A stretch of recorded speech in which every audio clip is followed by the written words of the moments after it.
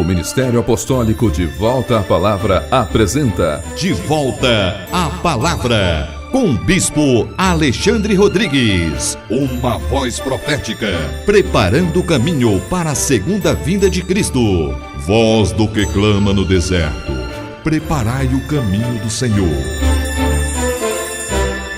Bom dia! Toda honra e toda glória sejam dadas ao nosso Senhor e Salvador Jesus Cristo, ao Senhor da Igreja, e a todos vocês que estão em casa, graça e paz vos sejam multiplicadas. Este é o programa De Volta à Palavra, um programa do Ministério Apostólico De Volta à Palavra, que é uma igreja que se preocupa, que se empenha e que está completamente dedicada à proclamação do supremo propósito de Deus, a proclamação da economia de Deus, do plano de Deus, aquilo que há de mais importante e substancial na Bíblia Sagrada. Estamos com o nosso coração, nossos olhos voltados para abençoar a todos os filhos de Deus, a Igreja de Jesus Cristo, e é por isso que convidamos a vocês, para que vocês, assim como abriram vossas casas, para que este programa chegasse até vocês, abram também os vossos corações para receber a palavra de Deus,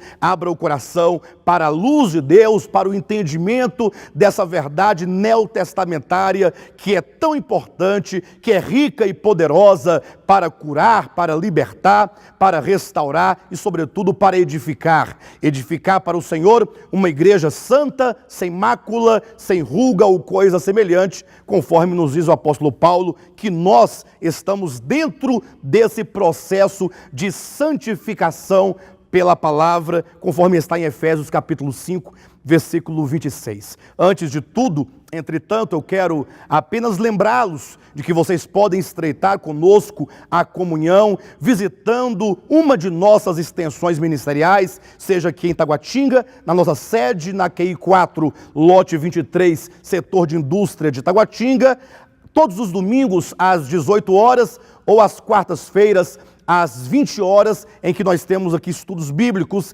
estudos do livro do Apocalipse, como agora estamos fazendo. Ou então, em Planaltina, do Distrito Federal, aí no seu televisor está o endereço, ali todos os domingos às 19 horas, onde o Bispo Fernando Rodrigues também está ali, tendo comunhão com os santos, convidando vocês, irmãos de Sobradinho, de Planaltina, do Colorado, das imediações, para ali estreitar os laços, estreitar a comunhão e permitir que Deus faça em nós a sua obra, tanto quanto em Goiânia, conforme está aí também no seu televisor, este endereço da nossa extensão ministerial, ali onde o Bispo Giovanni também, todos os domingos, às 19 horas, também está tendo comunhão com os santos. Vocês, irmãos de Goiânia, agora vocês podem conhecer melhor nosso ministério, uma vez que o Ministério de Volta à Palavra chega até vocês, chega até Goiânia, todos os domingos às 19 horas, seja aqui em Taguatinga, seja em Planaltina, seja em Goiânia, estamos esperando por vocês, estamos aqui com muita alegria para recebê-los, para que vocês sejam bem-vindos e assim possamos todos, mediante a palavra do nosso Deus, crescermos em vida, crescermos em graça, crescermos em conhecimento, sendo edificados e aguardando pela segunda vinda do nosso Senhor e Salvador Jesus Cristo. Quero também deixar registrado aí no seu televisor o endereço deste e-mail, pergunta@devoltapalavra.com, um e-mail que foi aberto para atender aos nossos telespectadores, a você, meu irmão, você, minha irmã, que ama a palavra de Deus, que tem comunhão conosco, eventualmente nos mandando alguns e-mails com perguntas, com temas bíblicos que sejam relevantes, e, portanto, queremos começar dentro, em breve, um novo formato do programa De Volta à Palavra. Este novo formato vai atender, então, aos telespectadores. Vocês vão nos enviar perguntas para este e-mail, este endereço de e-mail, e então em cada programa nós vamos responder a uma pergunta. Não vamos responder via e-mail, vamos responder aqui pelo programa de televisão. Você envia uma pergunta e nós vamos abrir a Escritura para perguntar a Jesus Cristo, para perguntar aos seus apóstolos, para perguntar a Deus em sua palavra, qual é o entendimento correto dessas questões que nós pedimos, inclusive, que sejam questões relevantes, que sejam questões que venham certamente suprir e nutrir e alimentar e ensinar o povo de Deus como igreja. Não vamos certamente aqui gastar o precioso tempo para responder a questões que não tenham relevância para a igreja como um todo. Então, mande-nos suas perguntas, perguntas cruciais, que tenham compromisso com a verdade, com a doutrina, para que assim a palavra de Deus se revele para nós mediante tais ministrações. Já podem começar a mandar as suas perguntas, já estamos recebendo, já estamos selecionando e logo em breve, dentro de 1 ou 2 semanas, nós certamente vamos inaugurar este novo formato do programa De Volta à Palavra, em nome de Jesus. Vamos pegar nossas Bíblias neste momento, para que possamos acompanhar mais uma ministração, porque este é o momento em que a palavra de Deus é ministrada ao nosso coração. Estamos tratando de um tema extremamente importante, que é a respeito do reino milenar. Um tema bíblico, um tema escatológico, um tema que é central na vida cristã, uma vez que é o que gera o equilíbrio da vida cristã. Se levarmos em consideração que nós já não precisamos mais viver em função da busca e da conquista da salvação, uma vez que Cristo já pagou o preço por nós, a salvação está na base da graça, está na base tão somente do dom gratuito, salvação como um dom gratuito, de maneira que nós nada podemos fazer para adquiri-la e nem tampouco para garanti-la ou para sustentá-la, porque este é um presente de Deus a todo aquele que crer no seu nome. É um dom gratuito e, portanto, já está definitivamente resolvido, porque isso acontece mediante a obra de redenção de Cristo, tão somente na base dos seus méritos. Entretanto, logo, alguém poderia dizer, se eu tenho já a minha salvação garantida pelos méritos de Cristo, então eu poderia eventualmente andar desordenadamente, eu poderia ser negligente quanto à vida cristã, quanto à responsabilidade cristã.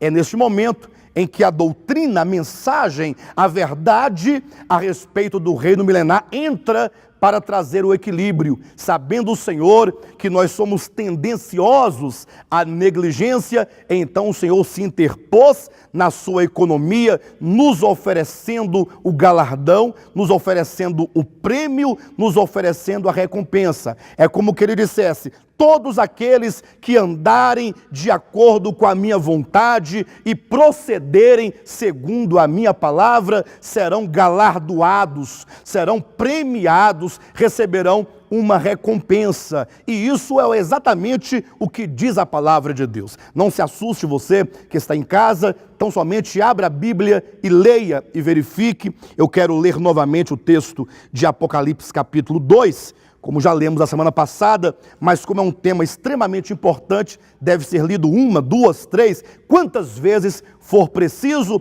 para que essa verdade se consolide dentro do nosso coração.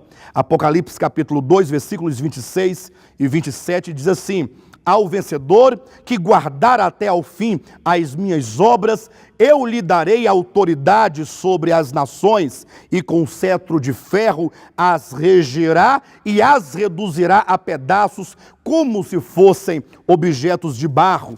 O 28 ainda diz assim: assim como também eu recebi de meu Pai, dar-lhe-ei ainda a estrela da manhã. Então veja você que está em casa, como que a Bíblia é clara em que se oferece aqui o reinar sobre nações, e reinar com cetro de ferro, reger as nações como quem despedaça objetos de barro.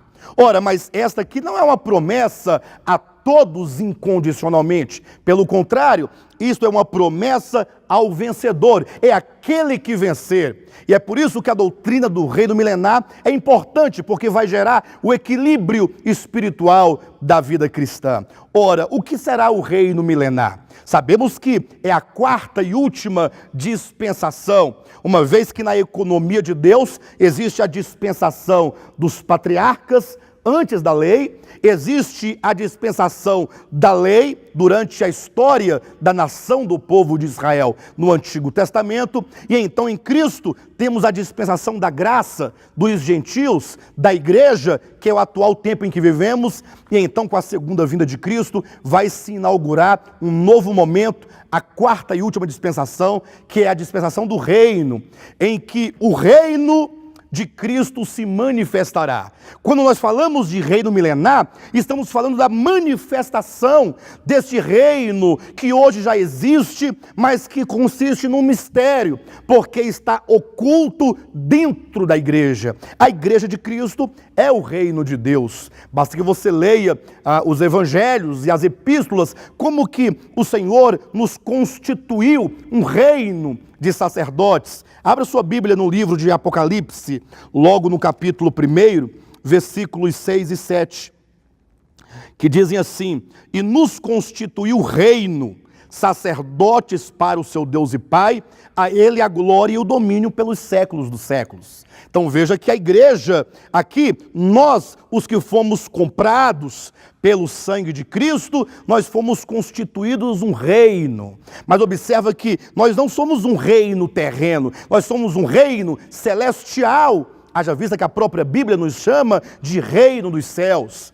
Mas o mundo ainda não pode contemplar este reino. Então esse reino que hoje está dentro de nós e que somos constituídos desse reino, ele há de se manifestar ao mundo, de se manifestar ao universo. O próprio Cristo, na sua segunda vinda, como aquele que é o Rei dos reis e o Senhor dos senhores, aquele que é o soberano dos reis da terra, ele próprio há de se revelar, ele próprio há de se manifestar ao mundo e à sua igreja, com ele constituindo a base do seu reino, constituindo assim o seu reino, de maneira que Cristo e todos os cristãos vencedores, aqueles que vencerem, eles vão reinar sobre a terra por um período, por um prazo de 1000 anos. É exatamente o que está aqui no capítulo 19 do livro do Apocalipse, onde nós paramos na semana passada, demonstrando que o Apocalipse capítulo 20 nos traz a revelação clara e explícita desse período de 1000 anos. Entenda, quando Cristo voltar, logo não vai se iniciar a eternidade. Pelo contrário, quando Cristo voltar, vai começar a última dispensação. Coloca isso no seu coração. Vai começar a quarta e última dispensação, que são os 1000 anos, a que nós chamamos de milênio, conforme se lê em Apocalipse capítulo 20, a partir do versículo 1, que diz assim: então vi descer do céu um anjo, tinha na mão a chave do abismo e uma grande corrente. Ele segurou o dragão, a antiga serpente, que é o diabo, Satanás, e o prendeu por 1000 anos. Então está aí na sua Bíblia, 1000 anos, Satanás será preso, tão logo Jesus voltar. Esses 1000 anos é essa dispensação do reino, em que Cristo vai reinar sobre nações e os vencedores hão de reinar com ele. Diz assim o versículo 3, lançou-o no abismo, fechou-o e pôs selo sobre ele, para que não mais enganasse as nações, até que se completem os 1000 anos. Depois disto, é necessário que ele seja solto por breve tempo ou por pouco tempo. Você observa que o diabo é preso por ocasião do início do milênio, e então ele será solto no final do milênio. Essa verdade está de acordo com o livro do profeta Isaías, no capítulo 24. Eu quero que você abra a sua Bíblia e verifique, porque é extremamente importante compreender essas coisas. Capítulo 24, versículo 21 e 22, que nos dizem assim, leia na sua Bíblia: naquele dia, veja que aponta-se para um tempo profético, para uma ocasião futura. Naquele dia, o Senhor castigará no céu as hostes celestiais e os reis da terra na terra. Serão ajuntados como presos em masmorra e encarcerados num cárcere e castigados depois de muitos dias. Veja que é dito que num dado momento profético, escatológico do futuro, Satanás, juntamente com suas hostes celestiais caídas, serão todos ali encarcerados em masmorra, num cárcere, presos, e ficarão ali por muitos dias, até que por fim serão castigados, serão punidos finalmente. Então, o nosso interesse nesta mensagem é primeiramente que você compreenda que a Bíblia fala de um reino futuro, não é um reino nos céus, mas é um reino sobre a terra, ainda que seja de natureza celestial, mas é sobre a terra, quando Cristo de Deus vai se manifestar, os filhos de Deus vencedores vão se manifestar, e isso será a manifestação do reino dos céus, a manifestação do reino de Deus antes da eternidade. É nesse ponto que nós devemos perguntar: quem são esses vencedores que vão reinar com Cristo no milênio? De maneira que poderíamos falar de maneira clara, muitos dos santos, muitos dos salvos que ganharam pela graça e pela fé a salvação de Jesus Cristo, não participarão das bodas do Cordeiro, deste reino de Cristo sobre a terra. Muitos ficarão fora dessa manifestação do reino durante o milênio. Na verdade, a Bíblia diz que somente aquele que vencer é que vai reinar com Cristo. E agora, em que consiste esse vencer? E aqui está o grande cerne da doutrina do milênio. Isso aqui é Deus nos oferecendo o seu reino em manifestação, como um prêmio, como um galardão, para então nos convidar, para então nos despertar para a grande necessidade que temos de reinar com Cristo hoje. Somente aqueles que hoje se unem a Cristo segundo a sua palavra, somente aqueles que hoje se permitem ser governados na sua mente e no seu coração e consequentemente no seu viver, é que estarão com Cristo reinando durante o milênio. Olhe, por exemplo, para as 7 cartas ali no Apocalipse capítulos 2 e 3, 7 cartas escritas às 7 igrejas, Éfeso, Esmirna, Pérgamo, Tiatira, Sardes, Filadélfia e Laodiceia. Ora, essas 7 igrejas, elas nos falam da história da igreja aqui na terra. Fala aqui da igreja na sua existência, dessa existência histórica sobre a terra. E nesta existência, muitas coisas aconteceram, porque houve muitos desvios. Muito engano acabou entrando no seio da igreja e pervertendo não somente a doutrina, mas sobretudo a conduta. Quando nós lemos ali as 7 cartas, quando você vê ali o histórico da igreja ao longo do tempo, desde o Pentecostes até aos dias de hoje, quando você vê ali o raio-x da igreja, que você tem uma noção clara da sua real condição nesse eixo da história, o que você percebe? Percebe que ali há problemas de 2 naturezas que atrapalharam, que entraram na vida da igreja durante a sua história. O primeiro problema, de natureza objetiva, ou seja, muitas verdades e doutrinas bíblicas foram corrompidas, foram suplantadas por grandes erros, por grandes equívocos e por grandes heresias. Basta que você leia as 7 cartas e ali você verá a doutrina de Balaão, a doutrina dos nicolaítas, você verá ali a doutrina de Jezabel, os ensinamentos de Jezabel, são todas ali figuras proféticas que falam de desvios em várias áreas da igreja. De maneira que o Senhor vai dizendo que vários problemas de ordem objetiva ou problemas de ordem doutrinária foram entrando na igreja, e o Senhor vai convidando o seu povo a vencer essa degradação, a vencer essas heresias, a vencer esses equívocos, uma vez que uma doutrina correta determina um viver e um proceder corretos.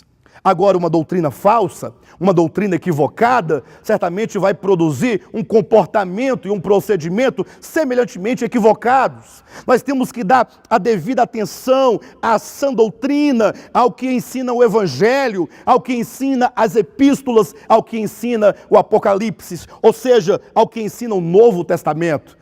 Eu quero apelar para você, meu irmão, que é um servo de Deus, seja você um pastor, um obreiro, ou um simples membro, como se diz, ou como se vê comumente, não importa a sua função ou a sua posição, entenda da nossa responsabilidade, da sua responsabilidade, da minha responsabilidade diante da verdade de Deus. Temos que abandonar os dogmas, temos que abandonar o pragmatismo, a teologia da prosperidade, que como um câncer está corroendo as bases de fé do povo de Deus, para então instaurarmos um viver, um falar, um proceder segundo a sã doutrina do nosso Senhor e Salvador Jesus Cristo. Somente aqueles que primeiramente vencerem esta área da doutrina, esse aspecto objetivo, é que poderão reinar com Cristo. É por isso que ao cabo de cada uma das cartas ali do Apocalipse é dito ao vencedor, e aí vem uma promessa.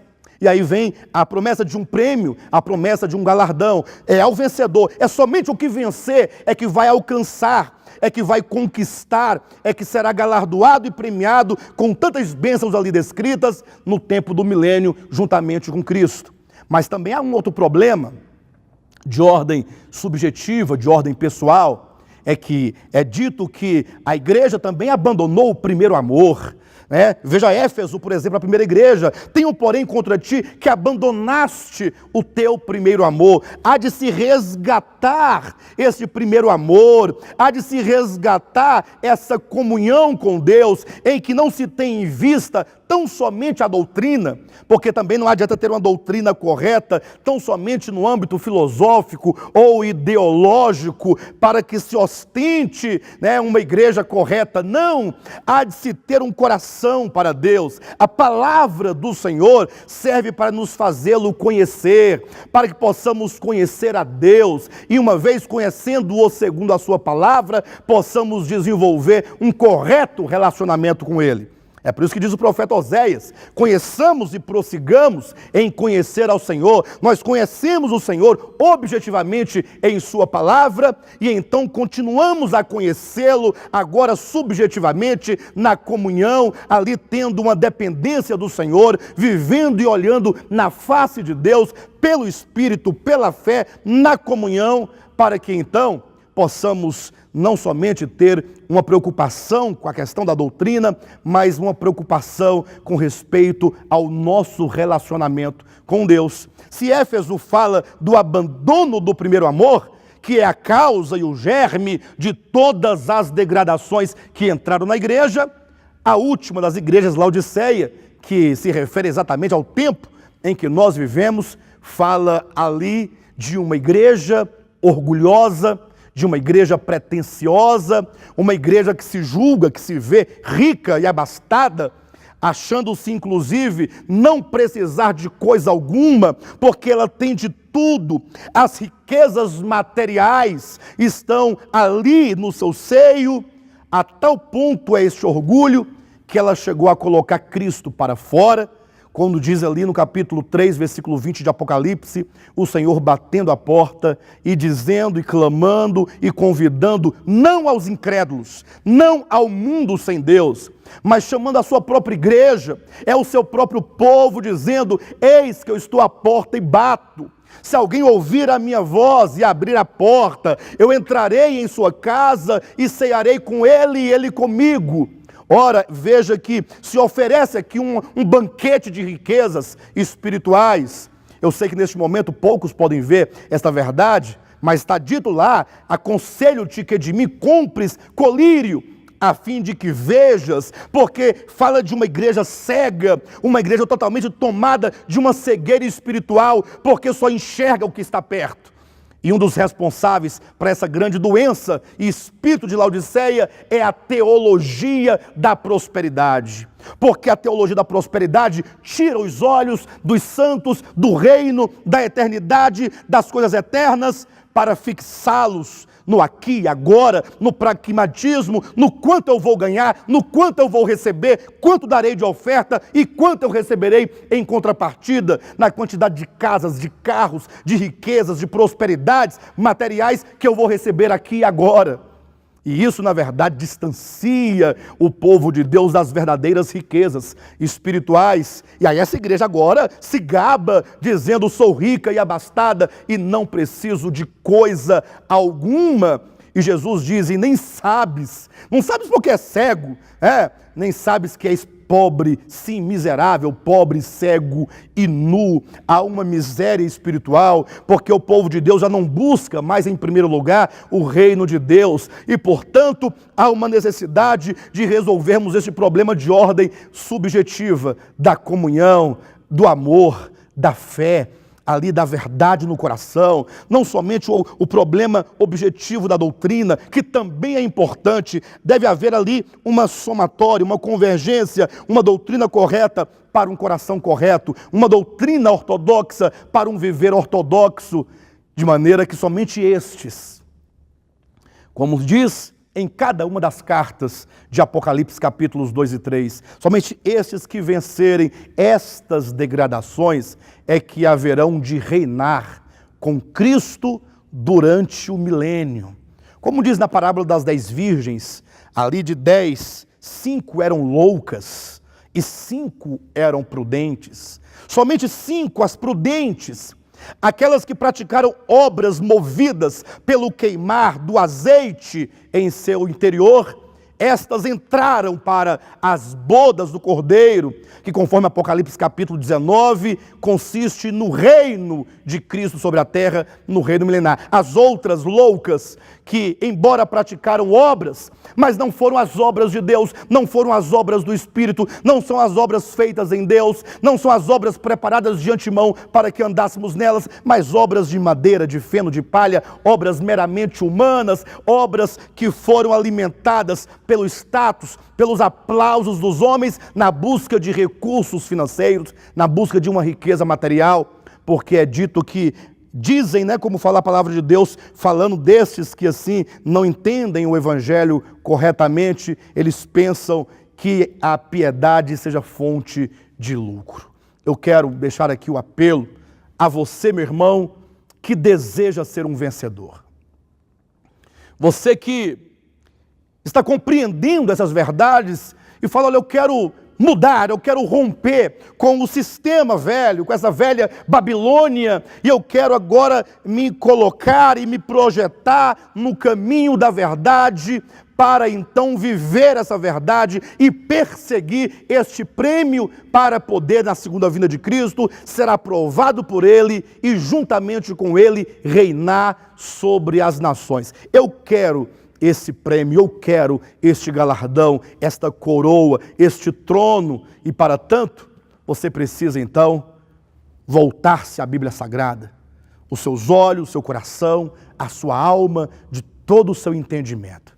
E se vocês porventura precisarem de estreitar a comunhão para uma ajuda, para que possamos nos ajudar mutuamente neste caminho, porque estamos nesse caminho já há bastante tempo, estamos todos nós à sua disposição, seja aqui em Taguatinga, na nossa sede, seja em Planaltina, seja em Goiânia, seja onde houver uma extensão ministerial aqui do De Volta à Palavra. Estamos aqui juntos, sempre reunidos, aos domingos, às quartas, Acesse o nosso site devoltapalavra.com e lá você terá a agenda do ministério, das extensões, horários, dias de cultos, endereços, e assim vocês então poderão, juntamente conosco, ali compartilhando dons, experiências, ali na comunhão, no Espírito, na palavra, podermos crescer nesse caminho da edificação, que é o caminho de Deus para o seu povo hoje. Mas somente você que deseja ao Senhor, e não os bens que Ele poderia nos dar. Que todos vocês tenham um bom sábado, e Jesus Cristo é o nosso Senhor.